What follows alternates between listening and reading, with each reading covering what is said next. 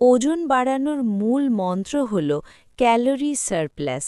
এর মানে হল আপনার শরীর প্রতিদিন সারা দিনের কাজে যে পরিমাণ ক্যালোরি খরচ করে আপনাকে তার চেয়ে বেশি ক্যালোরি গ্রহণ করতে হবে।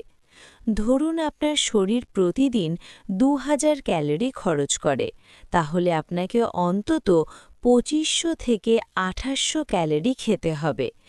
এই বাড়তি ৩০০ থেকে ৫০০ ক্যালোরি আপনার ওজন বাড়াতে সাহায্য করবে। তবে এই ক্যালোরি আসতে হবে পুষ্টিকর খাবার থেকে, পিৎজা বা বার্গার থেকে নয়। আমরা কার্বোহাইড্রেট, প্রোটিন এবং হেলদি ফ্যাট এই তিনটির সঠিক সংমিশ্রণ রাখব আমাদের ডায়েটে। এখন আসি আসল কথায়, আপনি সারা দিন কী খাবেন? সকালে ঘুম থেকে উঠে খালি পেটে ২-৩টি কাঠবাদাম এবং কিশমিশ ভেজানো খেতে পারেন। প্রাতরাশ বা নাস্তায় অন্তত ২টি ডিম সেদ্ধ রাখুন, সাথে ওটস বা বড় এক বাটি লাল আটার রুটি এবং কলা থাকতে পারে। ডিমের কুসুম ফেলবেন না, কারণ ওখানেই ভালো ফ্যাট থাকে।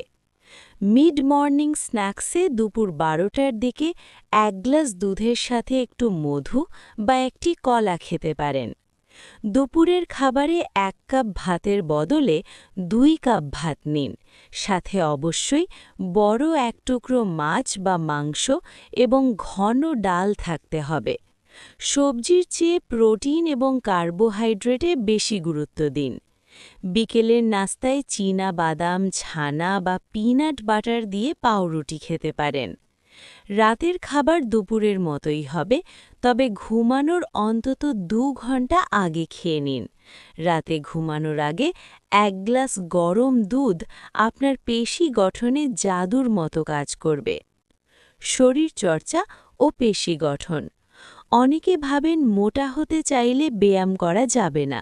এটি ভুল ধারণা। আপনি যদি ব্যায়াম না করে শুধু খান, তবে আপনার পেটে মেদ জমবে, যা দেখতে খুব বাজে লাগবে।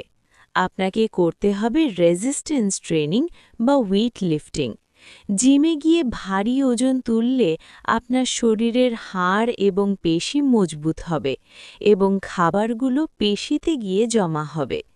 সপ্তাহে অন্তত ৪ দিন ব্যায়াম করুন। কার্ডিও বা দৌড়ঝাঁপ একটু কমিয়ে দিন, কারণ এতে ক্যালোরি বেশি খরচ হয়। আপনার লক্ষ্য হবে মাসেল গেইন করা। ব্যায়ামের ঠিক পরেই একটি প্রোটিন সমৃদ্ধ খাবার যেমন ডিম,